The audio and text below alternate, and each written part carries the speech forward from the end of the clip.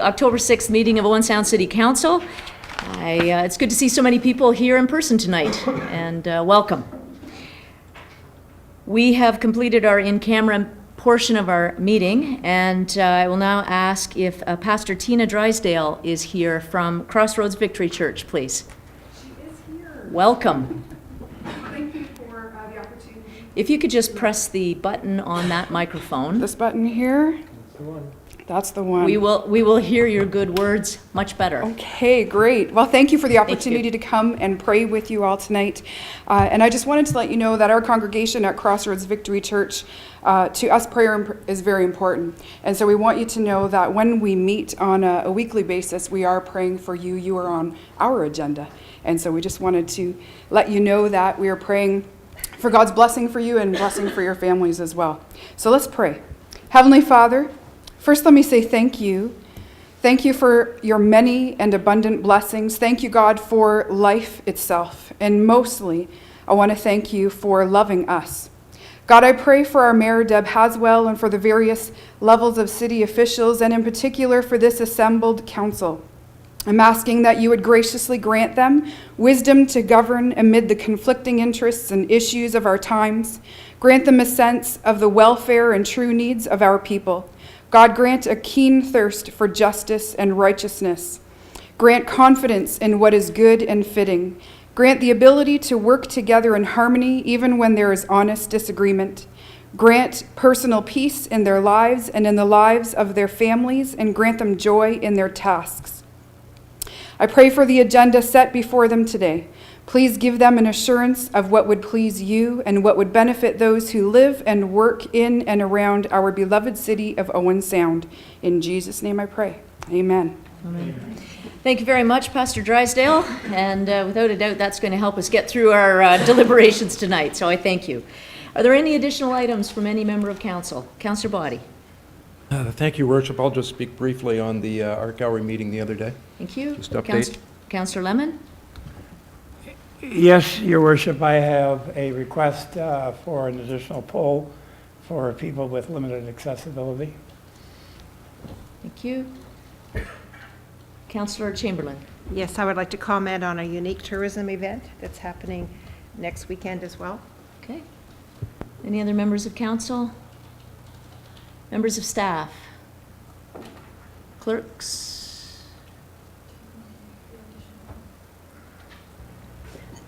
Yes, thank you, Your Worship. I have one additional item that I will be bringing forth respecting the sale of land. Okay. Thank you. Councillor Purdon? I think we're in that. We're good. It's in there. Thank you. Disclosure of pecuniary interest and the general nature thereof. Councillor Adair. Thank you, Your Worship. I have one for item 9A as it pertains to my employer. Thank you. That's noted. Confirmation of the minutes, please. Oh, Councillor Chamberlain. Yes, I'll be declaring a conflict of interest with the 12B3. Okay. Anyone else? Thank you. Confirmation of the minutes, please, from September 22nd. Moved by myself, seconded by Councillor Adair, that the minutes of the regular council meeting held on September 22, 2014, as printed, be adopted. Thank you. Discussion. All those in favor? Opposed? That's carried. Thank you. A resolution moving council into committee of the whole, please. Moved by myself, seconded by Councillor Adair, that City Council now go into committee of the whole to consider public meetings, deputations, public question period, matters arising from correspondence, reports, matters tabled, motions for which notice was previously given, and other business. Thank you. Discussion. All those in favor? Opposed? That motion is carried. Thank you. We are now in committee of the whole. We do not have any public meetings this evening. We do have 3 deputations, however, and I will invite our first deputation to step forward and excuse Councillor Adair. Sandy Stevenson, I believe I saw, there she is, board chair for the Georgian Bay Symphony, and this is to share with us about the upcoming 43rd season. That's right. Thank you. Welcome. Thank you, Your Worship, and members of council and staff for the opportunity to update you again on the symphony. As many of you may already know, John Barnum, who's been the music director of the symphony for 22 years, is leaving this year at the end of the season. So we're having an exciting season looking for a new music director. So we had, last year in the fall, we did a fairly broad advertisement for the position, and surprisingly, there were more than 30 people who applied for John's position. We had a fairly rigorous process for shortlisting, and we have shortlisted the candidates to 4. And each of those candidates will be presenting a concert, conducting a concert this year. So our season opener is on October the 18th. The first conductor is Villar Wyman, who is actually he's working in Alabama, but is hoping to relocate to Ontario. The theme that night is Spanish Flair. And it's interesting, the candidates who applied for the position came from many parts of the world: Cuba, Texas, Alabama, Montreal, Peterborough, and several from Europe. So of the 30, only 12 were from Ontario. So it was a surprise to us. And those that who are auditioning are quite different in their backgrounds and their age and so on. So we hope that some of you will have an opportunity to come to the symphony, and we hope to engage the audience a little. It's a bit unwieldy to engage the whole audience in feedback, but hopefully some of you will be there. This season, in an attempt to put bums in seats and increase the subscription to the symphony, we've introduced a half-price subscription for people who've never been subscribers to the symphony. Normally, we would have 30 new subscribers per year. To date, we're at 150 new subscribers. So it's a bit overwhelming, and we may be at 200 by the time the first concert starts. So it's interesting. Marketing isn't my area of strength, but it's amazing when you come up with the right marketing plan, what can happen. Our youth orchestra is running again this year. We had a little bit of a lull in the enrollment last year, but all of a sudden this year there are lots of kids. So we're really thrilled that we've got a vibrant youth orchestra, and we have a generous donation from the Flower Foundation, which helps us to keep that organization going. In some of the surveys, I know you're aware of this, the symphony brings about $250,000 annually to the economy in Owen Sound, and more than 50% of the people who come to the symphony are from outside the city. Mm-hmm. And it'll be interesting with the new subscribers to see some new faces. Many of them may have been to the symphony once before, mm-hmm. and we're hoping that we can keep them there. And finally,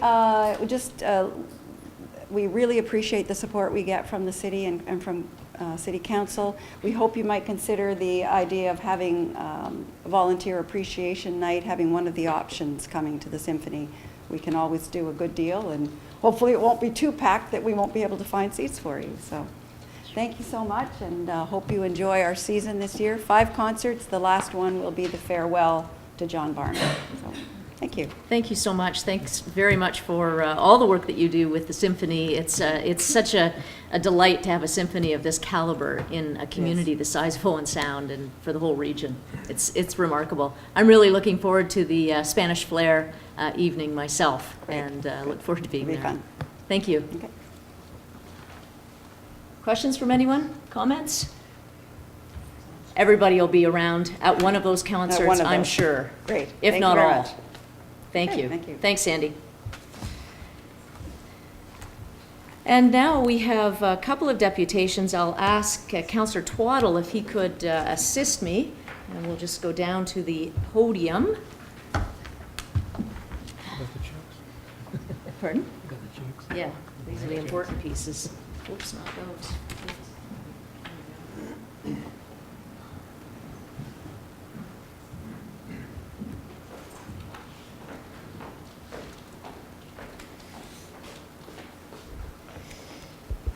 Councillor Twaddle is assisting as the chair of the Planning and Heritage Advisory Committee, and these are facade improvement grants that the city has issued. And the first recipient this evening is the Roxy Theatre, and Maria Canton is the theatre manager. Maria is in attendance this evening representing the Roxy. The Roxy received 2 double facade grants. The building fronts onto 9th Street East, and there's if you look on the monitor over here, you'll see quite a remarkable transition or transformation. Has a rear facade opening onto the municipal parking lot located on 3rd Avenue East. The work that was eligible for the facade grant includes masonry, brick, and stone repair, replacing the marquee lighting and canopy street lighting, modifications to the canopy, modifying the recessed doors to match the front facade of the building, and new artistic mural and postboards, and removing the faux windows. This is a great new look for the Roxy Theatre. Certainly is a job well done, and on behalf of the city and the residents of Owen Sound, I want to congratulate you and ask you to step forward for your facade grant. Congratulations to the Roxy.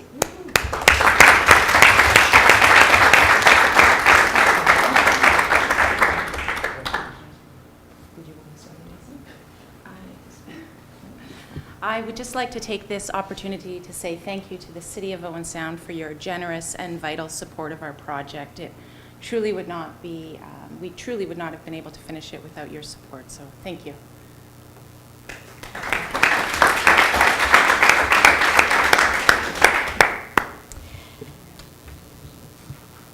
The Roxy and the Symphony in one night. There's a bit of a theme here, I think. Thank you. Chris Waller is here. Chris is the owner of Waller's Optical, and Chris is in attendance this evening to receive a facade grant for his property at 275 8th Street East, Waller's Optical. And again, you can see on the monitor the great transformation that has occurred, just really punching up the look of that property. The facade grant was given to assist with repairing and repointing the brickwork, new doors, scraping, sanding, and painting the storefront level woodwork, and new signage. This property was the former location of Frank's Tailor Shop and the Aretsky Fur Storage, which had existed at this location for more than 75 years. So Mr. Waller has taken on a real piece of local history, and will continue as, I'm sure, into the future as a local family-owned business. So I would like to congratulate you on behalf of the city, and if you would like to come forward to receive your grant on behalf of the city, thank you so much.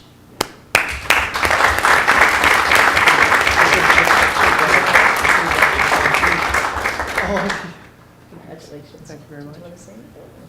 Just thank you very much for recognizing it, and I appreciate all the attention. Thanks again.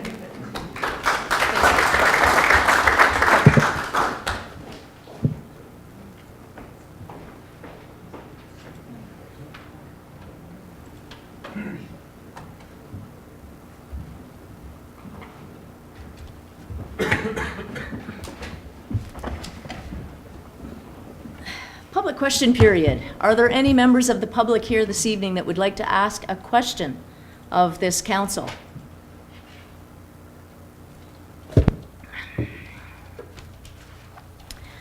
Okay, correspondence. We do not have any correspondence. For consideration, we do have a consent agenda, and that is being shown up on the screen. This is predominantly a series of planning notifications of which we have no comment. What's council's direction on this? Councillor Purdon. I did have some comment on item 12A2 on the consent agenda. That's the Georgian Bluffs planning, and specifically about one of the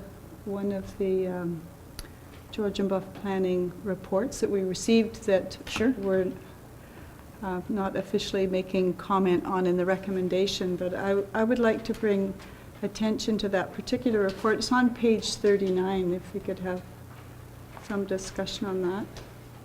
Go ahead. When I read this report, I was concerned about the fact that it's requesting 18 new building lots on Francis Lake. And my understanding of the Ontario official plan is that that type of development perhaps needs to be looked at in terms of its impact on the environment, the fact that it's going to be developed without services, septic and wells, and I would suggest that, that we get a report from the County of Grey regarding the consent application and to ensure that, and on the compliance with the County of Grey official plan around servicing and stormwater and settlement area policies. All of the other information that we have about the other planning developments are small parcels of land, but this particular one for 18 new lots on Francis Lake is a concern to me. Thank you for your comments, and maybe I'm going to go to the Director of Community Services. I'm looking at the report, and I'm seeing that there was a response required if the city wanted to respond. The deadline for a response was September 25th. And just curious to know, in terms of process, has the time passed? Through you, Your Worship, just looking at the application, the deadline for comments has passed. As council developed their policy for commenting on applications that are in the adjacent municipality, this isn't one that was caught in that filter. In other words, staff don't automatically provide you a report on that. So a report was not provided, although it would have been sent out to council. The city manager has pointed out that perhaps they are just lot line adjustments, but even with that said, it would still be reasonable to ask for a report just on the compliance of the applications with the County of Grey official plan in order to satisfy council that the applications are consistent with that plan, if that's council's wish. Councillor Purdon, I'll go back to you on that. Yes, I would like council to consider getting a report back from the County of Grey. Okay. Councillor Wright. Thank you very much. We did a fair amount of work through the planning department, through our planning staff, on coming up with a policy that we could accept. And that policy, I believe, even though I wasn't completely happy with it, I did support it because it was a policy that our staff worked hard on it. If we're going to start second-guessing our staff and going outside of that policy, then it seems to me that all of these things are just going to be a waste of staff's time. So I certainly don't support this. I think staff has done their homework, and the county certainly has done their work on it, and I will not support that. Back to the Director of Community Just Services. in reviewing the application, it does say no new lots will be created. So it looks like these are lot adjustments for those lots. Just to adjust lot boundaries, it says no new lots would be created. So, Councillor McManaman. Thank you, Worship. If I might, I'm not sure who I'm asking, probably the Director. If Councillor Purdon has asked for more information that the county would the county be providing, they'll be providing a report anyway, would they not, to county councillors? Mm-hmm. Is that not on this matter? It would come to the planning committee. So I'm just a suggestion to the councillor, if we wanted those reports for information, if it's already passed, if the time's already passed, I'm not sure there's much more we can do other than get the information. Just my comments. Thank you. Councillor Lemon? Your Worship, I don't disagree with commenting on properties that directly affect us. Francis Lake is more than a few kilometers away from the metes and bounds of the city. And it appears to be there's going to be some adjustment in lots. They're not creating a whole bunch of new ones. And from the map, it says to be severed and merged with adjacent lot and to be retained. So I really think we're getting into our neighbor's business. And if it was on the boundary of Owen Sound, I would agree with you. We should have a concern. But this is not, and I don't think we should do this. we're trying to build bridges to our neighbors, and this is not the way to go about it. We don't know all the details of the properties. We're assuming they're not in hazard land. There's no indication they are. And I think we're getting into things we shouldn't be getting into. I really feel this is counterproductive. I'll go back to Councillor Purdon. With all due respect, I think it's everybody's business what's happening with the official plan, and I didn't have the information that I needed to feel comfortable with this, which is why I brought it up. I'm certainly not interested in interfering. That's not at all what this is about, interfering. It's about due diligence and just taking a good look at the types of decisions that get made around our natural environment. And to me, when I looked at the report, it did appear that we now have 18 lots that we didn't have before with these changes in an area with septic and wells, which is a concern to me, and also it's not an infill development. It far exceeds any kind of infill development, if that's what we're looking at. So I had a lot of questions, so that was why I was asking for report. I'm sorry, I didn't notice that the time had passed. I didn't read that date, but I still think it's important to be discussing these types of things as well.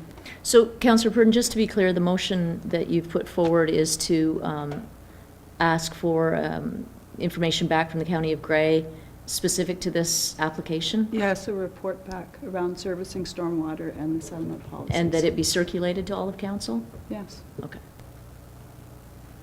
Okay. So, you know, council has two options. You can vote for or against the motion. And I think that it's important that we have this kind of dialogue.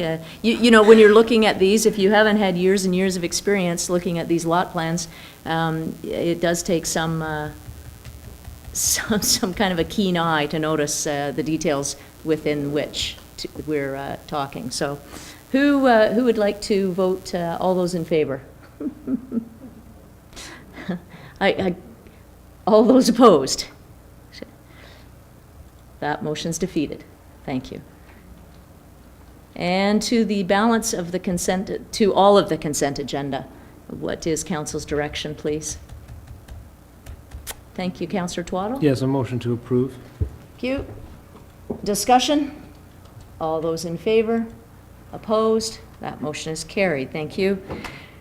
Councillor McManaman. Just wondering, there's a number of people here to discuss the item of the Sydenham property. I'm wondering if we could move that forward. 12B3. That would be Absolutely. acceptable. Let's bring forward 12B3 for consideration by council at this time. Page 67 to 72, and Councillor Chamberlain is leaving.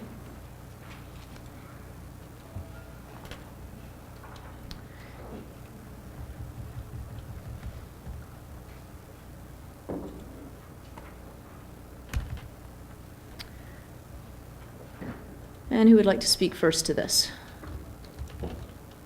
Councillor Boddy. Can we hear a report from staff? You bet. Review it.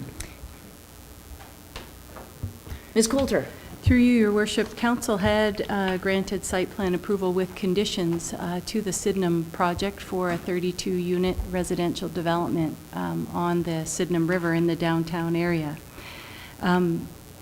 Those conditions included an agreement as well as architectural control and the developer providing security to council. All of those conditions have been met, and a demolition permit was issued to start the careful demolition of parts of the structure. This past July, the Committee of Adjustment also approved a minor variance related to the maximum height of the building, and that variance allows the building to go to 25.5 meters rather than the 23 that had been earlier approved in the zoning. Staff recently met with the developer just last week, and we understand, and it's articulated to you in a letter that's attached to the report, that when they assess the current condition of the wall and the feasibility and desirability of retaining it during and after construction of the Sydenham.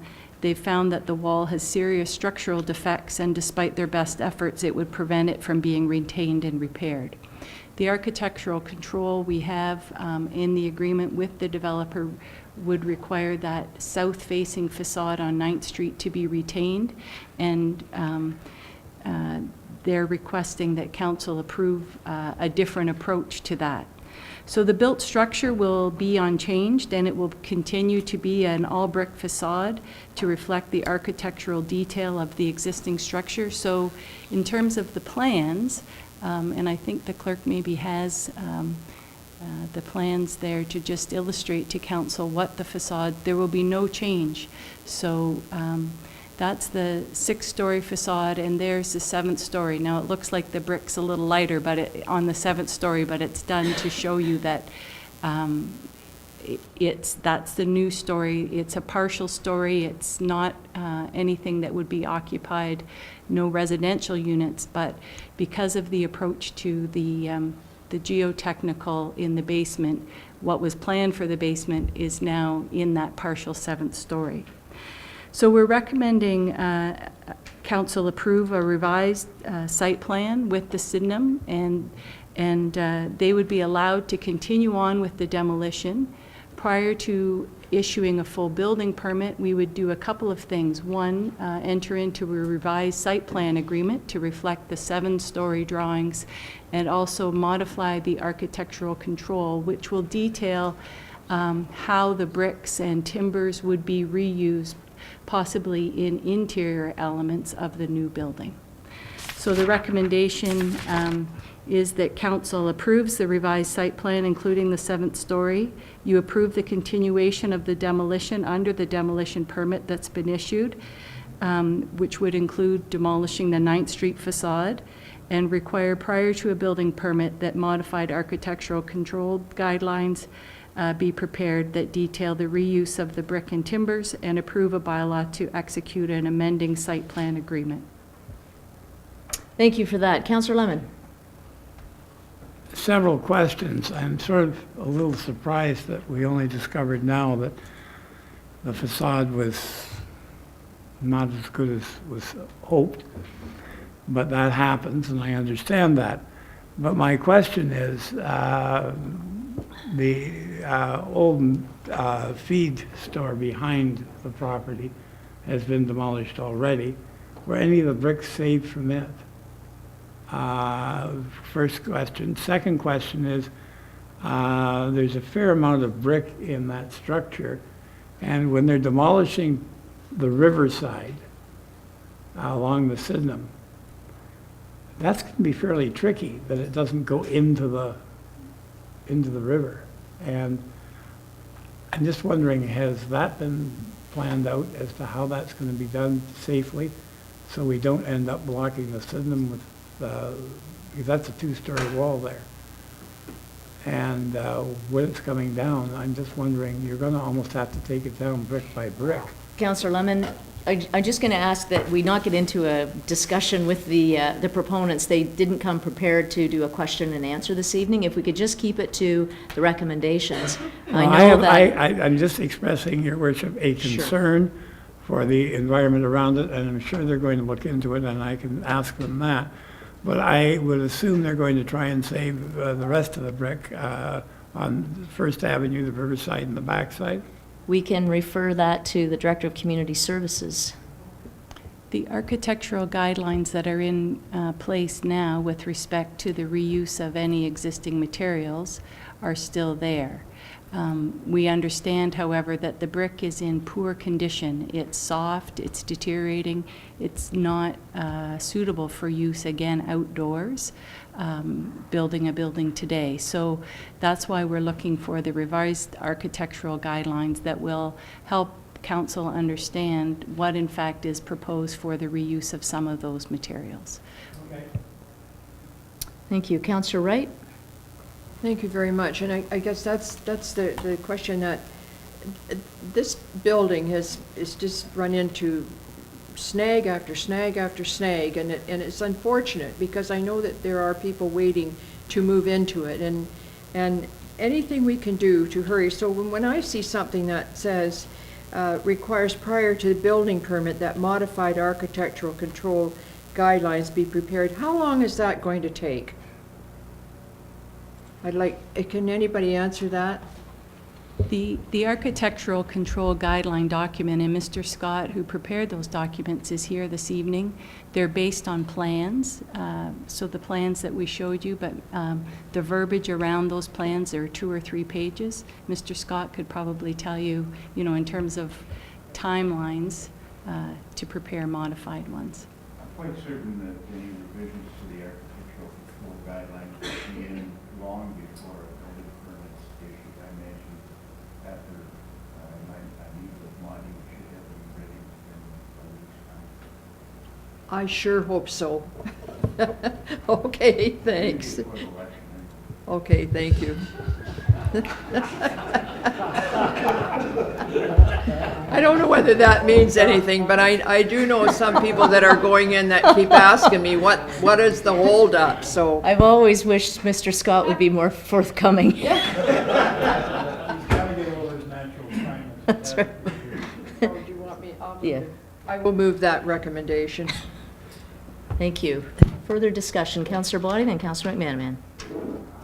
I think my question was, so architectural control guidelines, when amended, come back to council? No, it's just part of the building. Okay, good, thank you.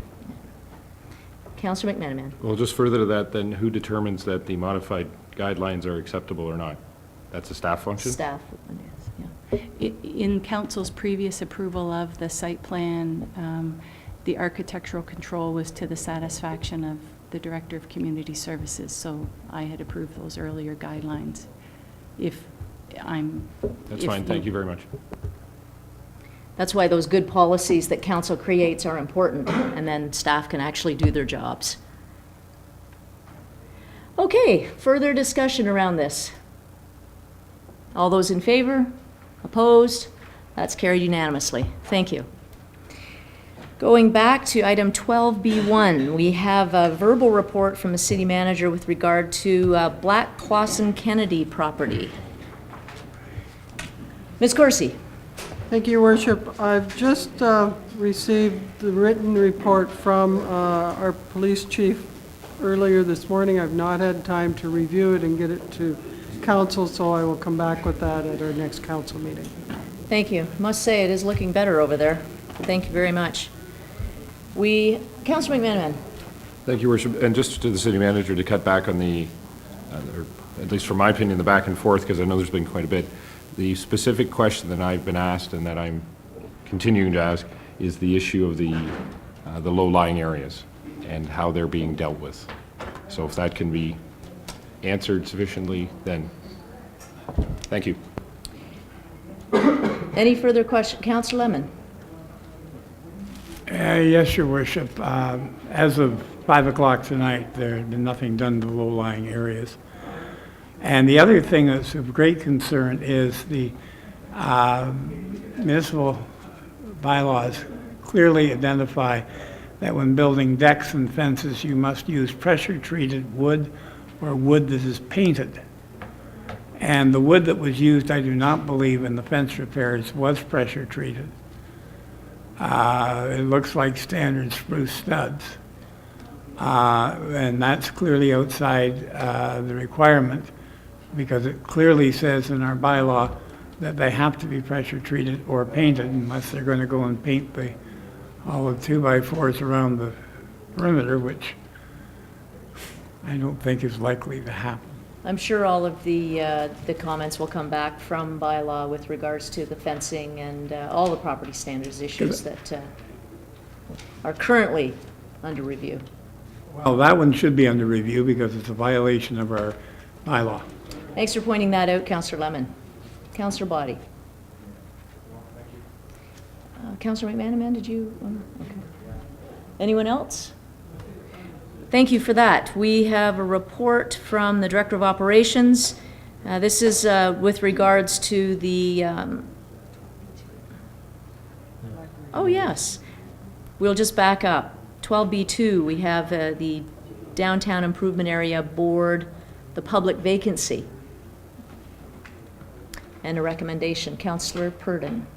Yes, I'd like to move the recommendation that Kathy Hannen be appointed to the DIA board. I sit on the DIA as a member, and it's really important to have her there as a board member, and she has a great deal of experience that she'll bring to the board, so I'd like to make that recommendation. Thank you. Any discussion? All those in favor? Opposed? That motion is carried. And now we'll go to Report 14079 from Director of Operations. This is with regards to location and design guidelines for the 4-route bus system that Council has approved and the transit bus stops. And I would ask the Director of Operations for a bit of an overview, please, on the high-level view of this report, please. Certainly, Your Worship. The consultant's mandate was extended to include the development of some design guidelines that will assist in the location of the most appropriate bus stops, as well as give us some basis for the design of the stops in order to satisfy the requirements of the AODA. With respect to the location of stops, I think for the most part common sense will prevail, Your Worship, in terms of you want your stops adjacent major generators and attractors of people. So the things like public spaces, things like commercial attractions, large housing developments and the like are all going to be major attractors, and we want to encourage these people to use public transit whenever possible for all the benefits and the good outcomes that result. In general, you try and locate your stops as well so that people should not have to walk excessive distances. The usual guideline is about 400 meters, and for that reason, typical spacing of bus stops is between 200 and 250 meters along the route. So with those sort of two broad general guidelines, the consultant will now be, subject to the approval of this document, be able to go out and nail down with some degree of assurance where the stops will be for the future system.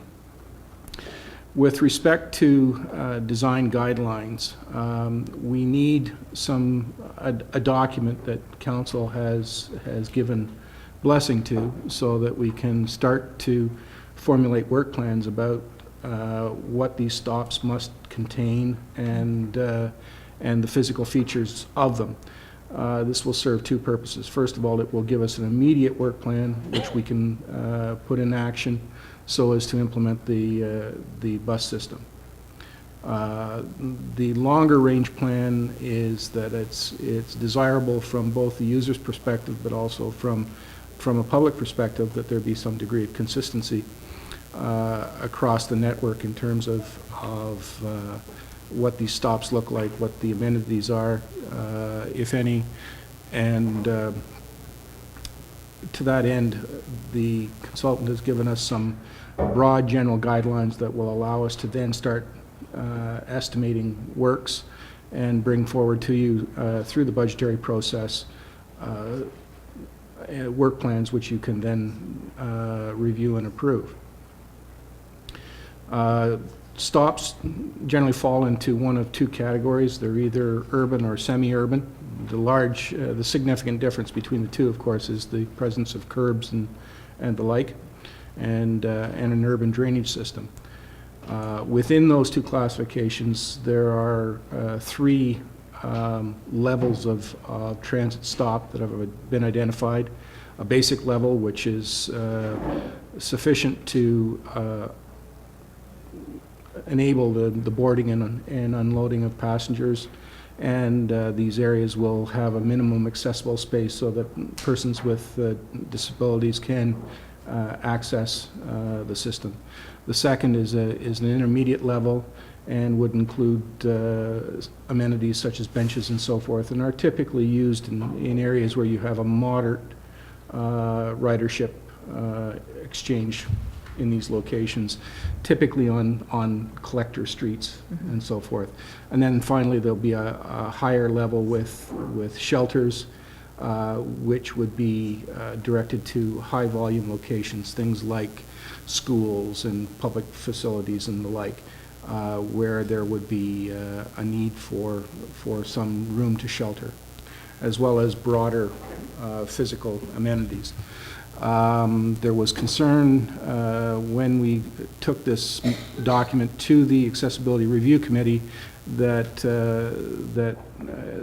these guidelines were not carved in stone but would be applied with some degree of flexibility. The point that was raised was that there are areas in the community where the level of exposure is such that a shelter may be required, notwithstanding the fact that it's perhaps not a higher volume exchange location. So, and I think we've written the document in such a way that a dose of common sense and cooler heads will prevail in these sorts of things. So.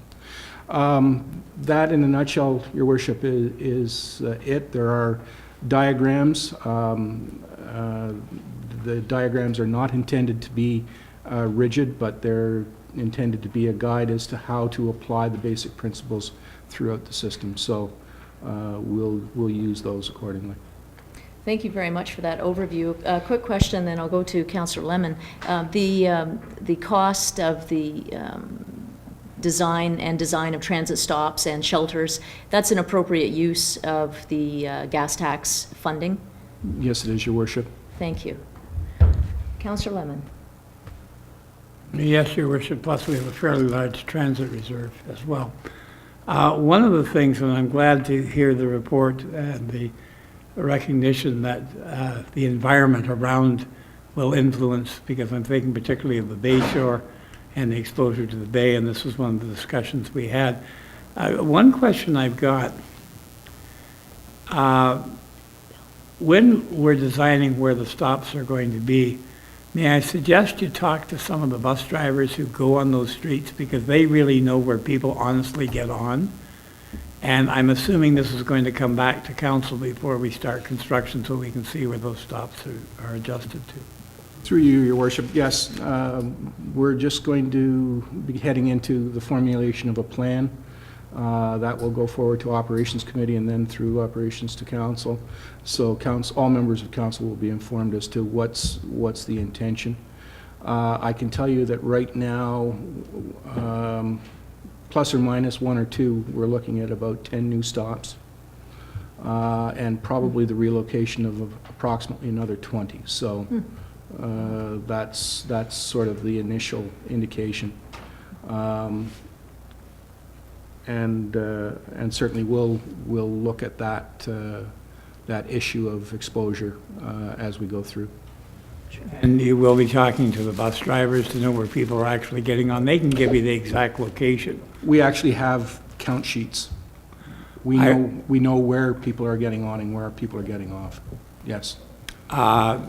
Okay, I still suggest that you talk to the bus drivers, because I'm not sure the count sheets know as much as the drivers do. Fair comment. We'll do that. Okay, is that everything, Councillor Lemon? Okay, Councillor Twaddle. Well, thank you, Your Worship. I would move approval of the design guidelines. This is a very important next step in moving to the revised four-route system. As Councillor Lemon points out, this did go through very detailed discussion at the Accessibility Advisory Committee meeting last week on a point-by-point basis, and I think that some of the suggestions that came from that committee have been incorporated in what's before Council tonight. Thank you. We have a motion on the floor. Councillor Purdon? Yes, I'd certainly like to speak in support of that motion. I was also at the Accessibility Committee, and it was a very thorough overview. And the guidelines, I think, will really help us also promote our transit system with ideas of consistent signage and consistent kind of stops and all the rest of it. So I think that's a really important step for the community. Councillor Body? Thank you, Worship. Councillor Twaddle has answered my question. Thanks. Okay. Further discussion? All those in favor? Opposed? That motion is carried. I was particularly pleased to see in the design guidelines the use of an actual static sign at some of the stops to indicate when the buses would be arriving at that particular spot. So I think it's, working towards making the whole system much more user-friendly. So thank you. We have minutes of boards and committees for approval. Council's direction on these, quite a series of 5 here. First is Accessibility Advisory Committee from September 29th. Councillor McManaman. Thank you, Worship. I'd move the adoption of all the sets of minutes. With one correction, it has me listed as absent at the wastewater treatment plant upgrade committee meeting, and I was present for that meeting. Yeah, you were. Okay. No, I just didn't say a lot. I moved several motions in the That minutes, would be but it highly just had me unlikely. listed. I'll move the minutes, Your Worship, with that change. Thank you. I've never thought of you as a shrinking violet by any means. Councillor Purdon. I had one question from the Operations Committee minutes, that there was a discussion and a motion to replace the stone tablets in the downtown area, and it doesn't give any details on what they're going to be replaced with. So if there's any more information there. This is such a good news story. Your Worship, they will be replaced with something almost identical to what's there, only they will be treated in a way that makes them much less slippery.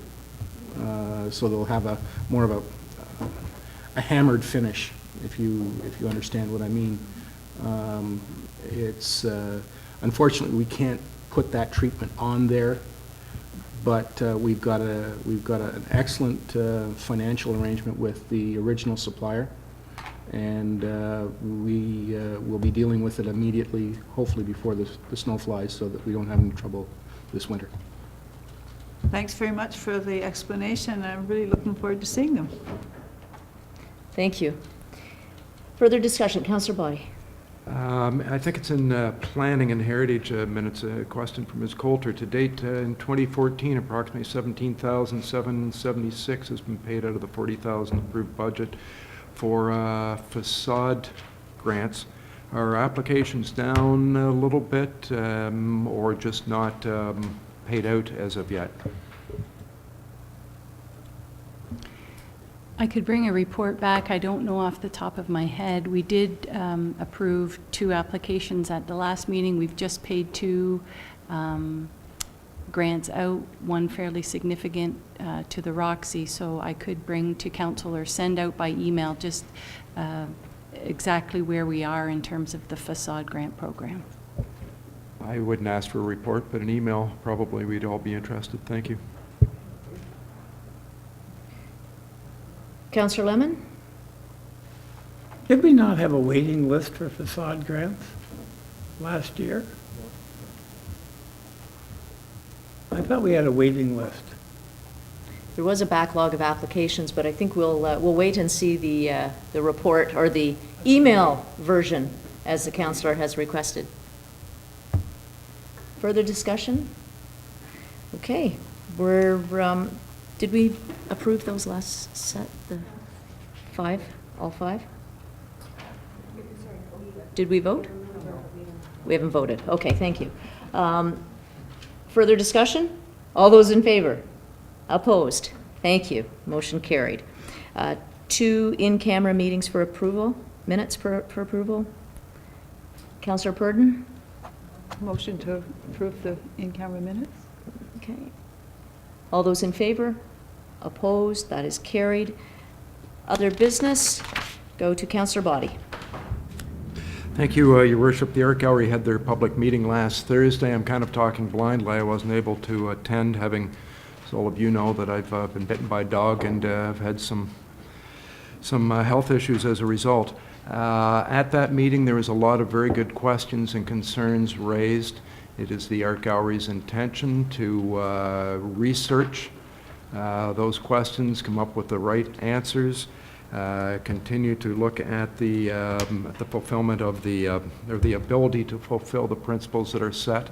We'll report back and have another public meeting to answer those questions before proceeding forward. It'll be months, no doubt, before they get to it, but proceeding with the principles that were set by council that must be fulfilled before there's any real discussion or chance of the art gallery moving out from the city. I would hope there'd be agreement from the gallery board that there would be, if required, more than one more public meeting. Oh, yeah, yes. There's no limit on the public meetings, I don't think. It's just the fact that there will be another one, and I could see where, as things go on, discussions with the city, with the art gallery, that they would have more public meetings, but there will be one more at least to answer these questions, is the intention. Good. Thank you. Councillor Lemon? Yes, Your Worship. And this is one that, and I'm sorry about the lateness of the season in bringing this forward. Recently, I have been talking to electors in the low-rise and high-rise buildings on 14th Street. And unlike some other buildings, there is to be no pole in that building, although there's some profoundly disabled people in that building. And I contacted the clerk's office and was said, well, the distance to the pole is not that great. And I agree with that. That's correct. But you've got to cross 4 lanes of traffic. And if you've got oxygen and you're with a walker, you can't get across safely, I don't think, on 14th Street. And a lot of the people there, when I talked to them, including including a number of the disabled, said, why can't there be a pole here? There's one in St. Francis Place. And I believe there should be a pole there, and I am going to make a motion that a bylaw be brought forward to create I don't know what a special pole or a pole just for the residents of those 2 buildings. The problem is 14th Street is 4 lanes wide, and the traffic signal timing on people going from the north to the south or south to the north towards the Legion or away from the Legion is relatively short if you have any walking mobility issues, and there's a lot of people in those buildings. I feel not to have a pole there would be creating almost a disenfranchisement of those electors. And one of our things is we want to get people out to vote and to exercise their franchise.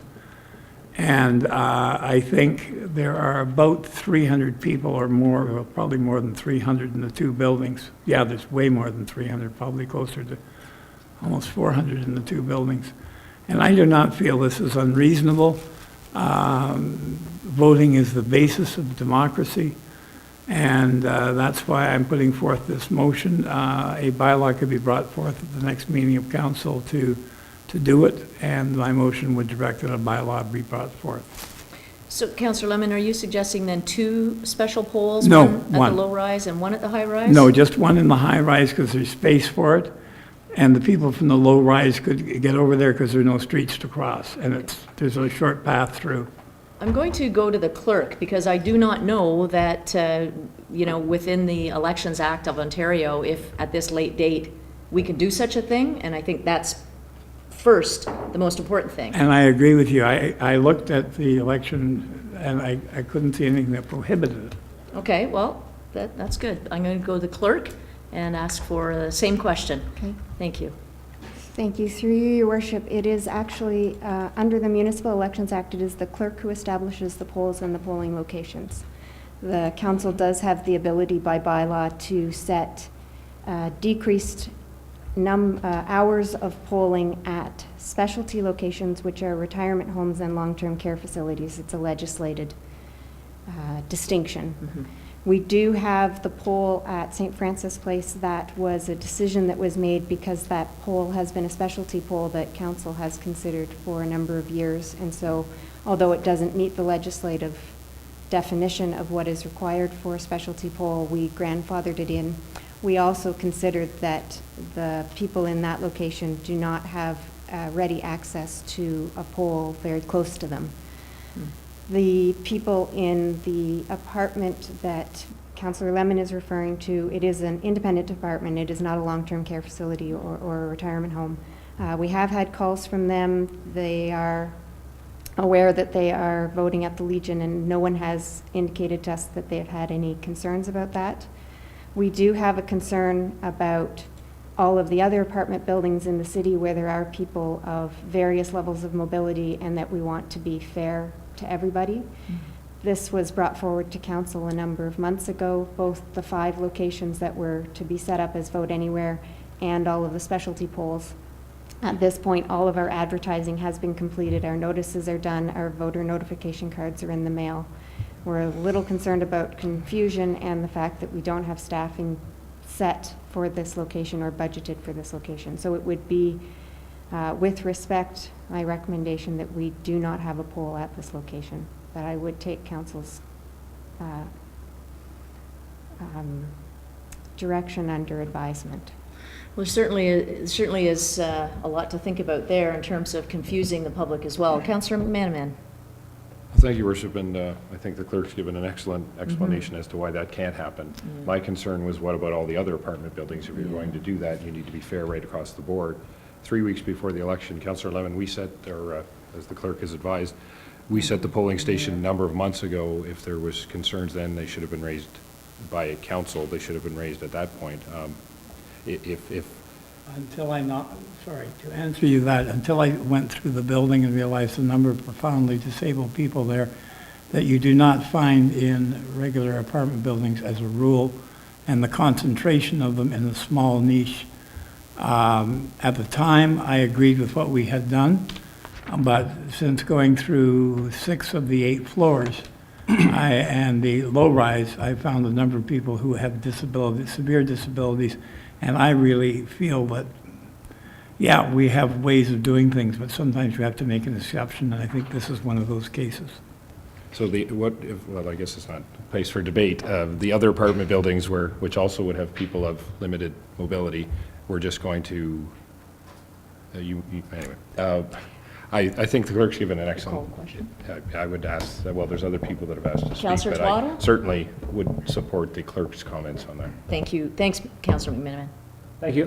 I just wanted to clarify, make sure I understood what the clerk said.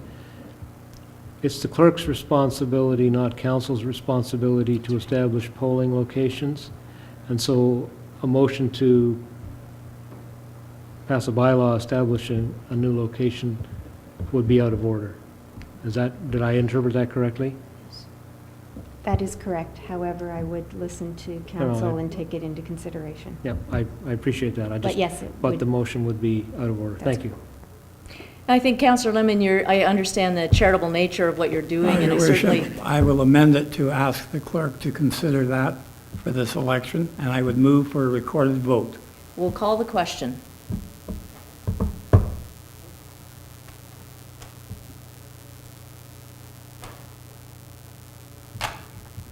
Councillor Adair. Councillor Boddy. Opposed? Councillor Chamberlain. In favor? Councillor Lemon. In favor. Councillor McManaman. Opposed. Councillor Purdon. Councillor Twaddle. Opposed. Councillor Wright. Mayor Haswell. Opposed. Thank you. That motion is defeated with 2 in favor and 7 opposed. Thank you. Further items of other business. Councillor Chamberlain.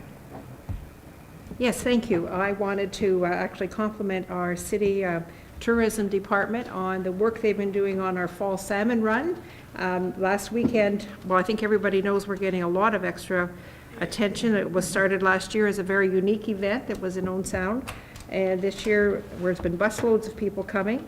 And there was a plan to work together with the Conservation Authority and the Sydenham Sportsman Club to bring people who are coming into Ingalls Falls who really can't see the fish there. So they are guided down to come into the Conservation Authority area where they can park and go down where the bridge is, because that's where the fish are, right in the channels that the Sydenham Sportsman Club have made, right down there. And so this year, a really neat thing happened. The Sydenham Sportsman Club had some salmon left from the salmon. Excuse me derby. just for a moment, I'm having trouble hearing. Councillor, did you want to add to this? If you could just, I'll do Councillor it Chamberlain quickly. has the floor. All right, I'll just Thank do you. it quickly. So there was a very unique event last Sunday afternoon with the salmon tasting, and the tourism department, with Paulette Pearl's help, got 3 chefs to come from Cobble Beach, Georgian College, and Rocky Raccoon, and they all were cooking some salmon, and people who have never had a chance to taste the kind of salmon that we get out of our bay were tasting it, and it was a very unique thing, and we hope to do that again next year. This coming weekend, for both Saturday, Sunday, and Monday, the Thanksgiving holidays, there will be the same guided tours with the full conversations with the Sydenham sportsmen down by the channels to tell people about the story of our fish. And it is the biggest weekend that the Conservation Authority has because of people coming into the Ingalls Falls because of the colors as well. And they will all be guided down to see the fish. So this event, it's our 2nd year to be doing it, but I think we have an event that will continue to grow and be very unique. And I congratulate all the groups that worked together on that. And it was a very nice thing to be involved with. It was a great event. It was a lot of fun, and really the food was delicious. Thank you. Is that everything? Councillor Lemon? In support to what the councillor said, I live down by the tourism office, and I've seen bus companies I've never seen here before.